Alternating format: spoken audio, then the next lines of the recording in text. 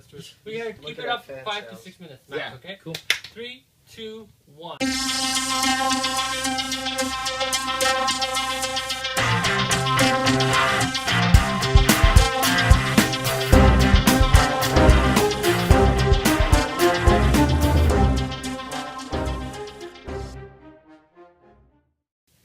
Hello guys, how's it going? Welcome to EMC now playing review for Dawn of the Planet of the Apes. I was about to say, right? I was going to say I thought you were going to say Reddit. I was like... I have no idea what that means.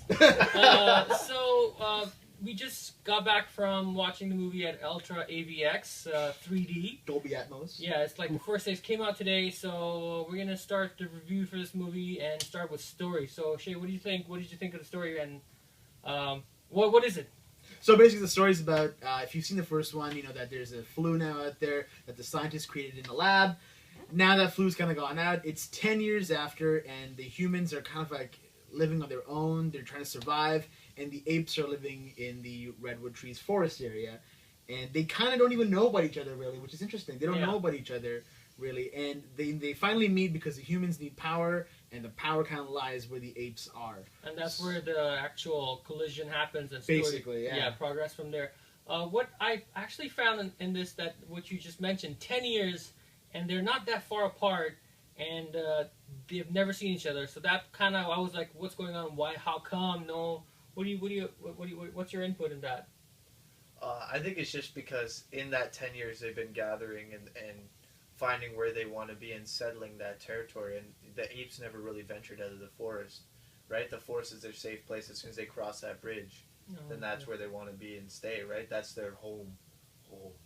Yeah, I guess that's why they didn't want to, branch out, I guess, right? They hunted in the woods. They lived in the woods. They don't need power. They don't need supplies. They don't need... Why would they travel outside of that bridge? So overall story is based on 2 areas trying to take San Francisco. Yeah, San Francisco. So what did you think that like comparatively to the first one? Did it have more, like I said, more depth to it, or? Yeah, it's something that I really think worked well is how well paced the story went. Like I felt that they didn't dwell on the virus. They didn't dwell on. That's true. They just kind of kept the story going along. Like, this is what happened 10 years, and now we're living like this. Right? What I also liked about exactly then, less about virus and more about like it's basically like a survival, 1 week story, a 1 week survival story. It doesn't span in 4 months, 5 months, 1 year, 2 year. That's it. So let's move on towards direction. Matt Reeves, Shay, what do you think? Director of Cloverfield. I mean, that's a handy-cam film, so when you look at that, you're like, you don't know what this kind of direction is going to be like, but this is some of the best directing I've ever seen. Like, some of the shots were incredible. There's a shot on, like, a tank. It's like a 360, one take. I was literally blown away as to how well made this film was. It was a cinematic masterpiece in terms of a lot of those scenes. What did you think? I thought it was really cool. I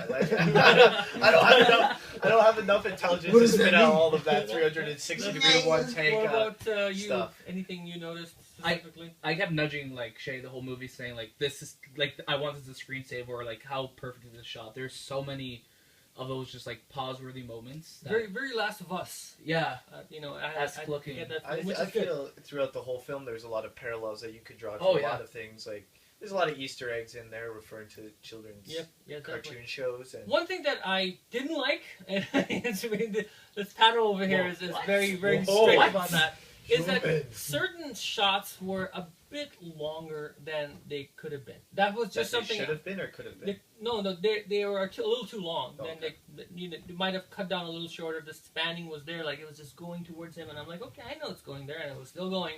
So that's one thing that I was like, okay, if it was cut down in half, maybe we would have an hour, 45 minutes. I don't know. I think the reason that they do that, the close up and to the extreme close up or the mid shot, the reason being is because they want to show off the 100%. Technical prowess and 100%. power that they have. Yeah, that's this true. movie puts every other CGI movie and some even practical effect movies to shame. Yes, like the hair on the apes was even more realistic than his stubble. Like it was just like that was real hair. The hair on his nose coming off the ape, and like especially we were talking about it, the orangutan What was his name again? Maurice. Yeah, Maurice Very Richard. amazing. Yeah. Beautiful. And I think the diversity too in each ape, like you could, like each one has their own personality as well too. So I think in a movie like this, it could get really easy to like forget, okay, who's who, and it's just a mob of apes. But each one of them have their own distinct personality and their movements and their look. Yeah. So I think All right, so hard to do. that was Max Reeves' direction. Everybody loves it. Well, now we're gonna move on towards music. So, Yeah. what did you think that was the main actual part? Was it memorable? Was Yeah. it like? I think like Michael Giacchino is one of my favorite composers. Really excited that he kind of took over the reins on the music on this end, and I think the music was perfect. Like the Apes had their own kind of like theme going out through it, and Like Caesar had his own drums and thing. stuff. Yeah, I think it worked really well for like the xylophones and everything. Like there was like a playfulness to it, which you would expect to see in like the Apes movements, right? That's true. And there was just that seriousness that kind of kept throughout the whole movie. And I have it on my phone already. It's a great soundtrack. It's great. The sound was any addition to the sound? I love the music. The only thing that I found different was in the first one, Rise of the Planet of the Apes, there was a significant theme song, Yes. like that Caesar's Home theme song. Yes. This one I felt was missing, and I felt there were like multiple theme songs, which kind of made it like a bit of an identity crisis. Yeah, well, that's the thing. Like, I was hoping for a certain music to come every time like Yeah. Caesar comes, but that theme kind of when the credits were rolling, that was the music that I really loved the most, and I think it was there, Yeah. but we couldn't recognize it. Yes. Anyway, so now moving towards acting. Let me just touch Okay. back on that. So we talk a lot about music and stuff like that, but I want to talk about the sound in this movie. Oh, the sound Because mixing. the sound mixing, sound editing, sound whatever you want to call it, just blew my mind to the point where this is the first time, and I've seen a couple movies in Dolby Atmos now. This is the first time, besides the beginning entrance where there's the trees. This is the first time that I've seen Dolby Atmos actually put into play. Yeah. To the fact where we all looked at each other and we thought there was people dressed as apes in the theater, In the theater, that were that's going to true. come out of nowhere That's because of the true. That was hooting one and time. hawing Yeah. that was coming so from nice. it. It's so Beautifully immersive. done. And So like there's tons of jump scares in there, like we were talking about earlier, Yeah. that are perfectly timed, and that's all thanks to the sound in The sound there. effects. It was And I think sound editing and sound design and things like that doesn't get enough credit yeah. or recognition Yeah. like it should. And this movie completely It's a testament to it, destroyed yeah. that. And it earned it. It earned It earned it. it, There yeah. was nothing like that felt out of place. The Apes had their own sounds too, which Yeah. was like Maurice sounded great. Like when you heard that, you're like, Yeah, okay, yeah, That- I can something's see going that. on with. I feel so like, far Maurice is the favorite. over Yeah. there. but like What's that? at least the sound, like effects and editing and the music, they weren't competing for anything. Right. They were Right. flowing together Well, they were- perfectly, They which worked really well. Which I together. feel like when you have a theme song for somebody, a lot of the time that theme song is competing with other sound effects so you can catch on to that theme Yep. song. But I think a testament to the true sound design was that you couldn't pick out a theme song Yeah. because the whole overlying Yeah. film was a theme song And to it- that film. And especially with a movie with that much CG, and each like the apes sound so real. Yeah. So like that, I think that's a huge testament to the sound designers and the editors and Yeah. the whole technical That's team what on I this movie. I agree. All right, so now we're gonna move on towards the acting part, and this is also like, in my personal opinion, I think that Caesar should be nominated for at least BAFTA or like MTV Movie yeah, Awards. What's the something. surprise? Definitely, What's the definitely surprise? Teen Choice Awards. If Joe not Stewart. Oscar, because I think what's his Andy Serkis. Yeah, he did Andy an Serkis. amazing job, and it's every time Caesar talked in the movie, I got goosebumps. His Like presence. that was his presence, and every time he said anything, moved, I was like, wow, this is amazing. As if he was talking to me or the audience. And what'd you think? Like even I mean, Andy Serkis does a fantastic job all the time. Yep. And seeing him in this, I didn't know at one point what was acting in an ape or what was like a real ape. It was Yeah. just the lines were really blurred at that Yeah, moment. very, you know? very- I feel like Andy Serkis is getting a lot of attention and he deserves it as well. But the other guy who played Koba, Koba. Kobo Reader, yeah. Koba, like The ape. that character in itself and the hatred that you grow for that character is something that I haven't felt since watching Lion King as a child. Yeah. Like it's true emotion that's portrayed through computer generated imagery, which is so hard to come by unless you're watching a Pixar film. Yep.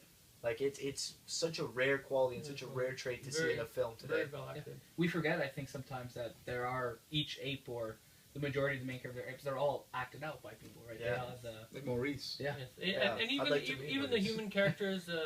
Jason Clark. Yeah, Jason Clarke, that's great. he really substituted well for James Franco.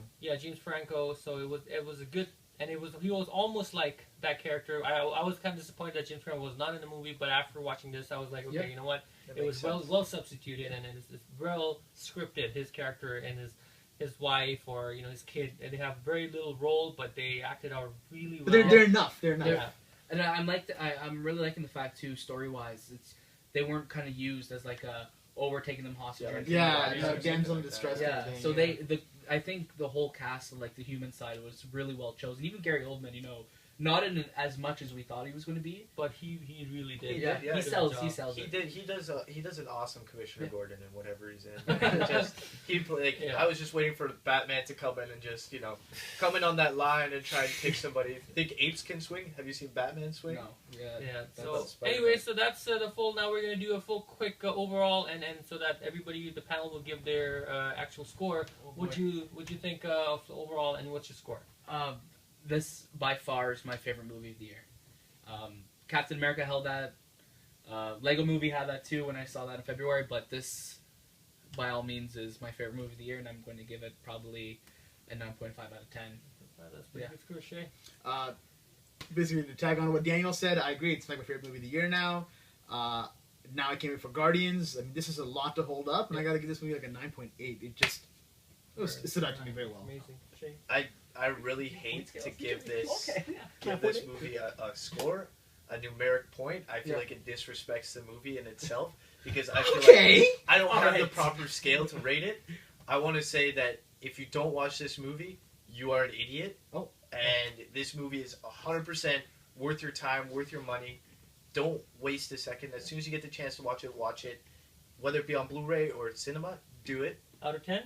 Out of 10, watch it out of 10. That's what I want to give it. So I'd say... It's a- 10 out of watch 10, it I'm 10 guessing. I'm times. guessing it's... I don't want to give it a perfect, but I don't want to take anything away from it at the same time. So we'll take it as you may. Yeah, so I also thought, I think this was a very well-written movie, and it went really well with the actual prequel, the way The Rise of the Planet, very well scripted, and just like I said, certain shots were a little long, in my opinion. I think it's one of the best movies by far. Watch this movie. I give it a 9.2 out of 10. Great movie. We all loved it. He also loved it, apparently. And so hope you guys watch the movie and do yourself a favor. One of the best summer blockbusters, and hopefully it'll make enough money for the sequel. Yeah. Thank you for watching EMC Now Playing for Down of the Planet of the Apes. We'll see you soon.